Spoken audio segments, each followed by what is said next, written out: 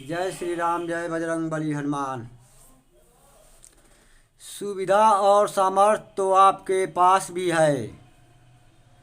श्री कृष्ण ने अर्जुन के सामने ही कर्ण की उदारता और आचका को बिना दिए लौटने के व्रत की प्रशंसा की। अर्जुन यह सह न सके। उन्होंने कहा, माधव, आप बार बार कर्ण की प्रशंसा कर मेरे हृदय को ठेस पहुंचा रहे हैं। आपको मेरी दानशीलता का शायद ज्ञान नहीं है। भगवान अर्जुन की बात सुनकर चुप रह गए।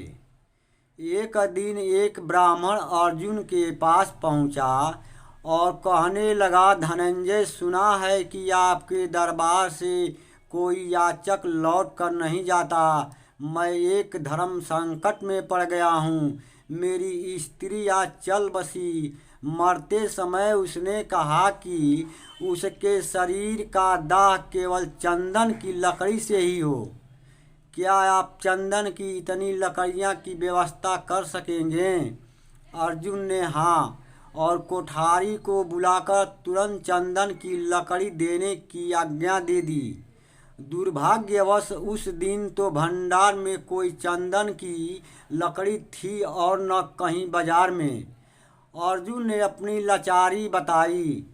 तब वह ब्राह्मण कर्ण के यहाँ पहुँचा। वहाँ भी हालत वैसी ही थी। ब्राह्मण ने कहा, तो मैं अब चलूँ? कर्ण ने कहा, आप नाराज न होइए, मैं प्रबंध करता हूँ। और उन्होंने अपने महल के चंदन के खंभे निकलवा कर दे दिए।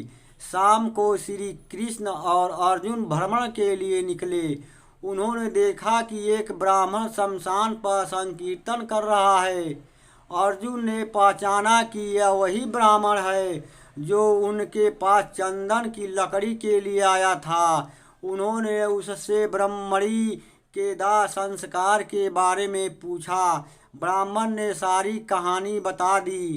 कृष्ण यह सुनकर अर्जुन से बोले, चंदन के खंभे तो तुम्हारे महल में भी थे, पर तुम्हें उनकी याद नहीं आई। यह सुनकर अर्जुन को अपनी दानशीलता बहुत छोटी लगने लगी। अपने सुकर्मों का ढोल कभी नहीं पीटना चाहिए, इससे उनका पुण्य खत्म हो जाता है। गुरु राधा मोहन गोकुल। जय श्री राम, जय बजरंग बली हनुमान।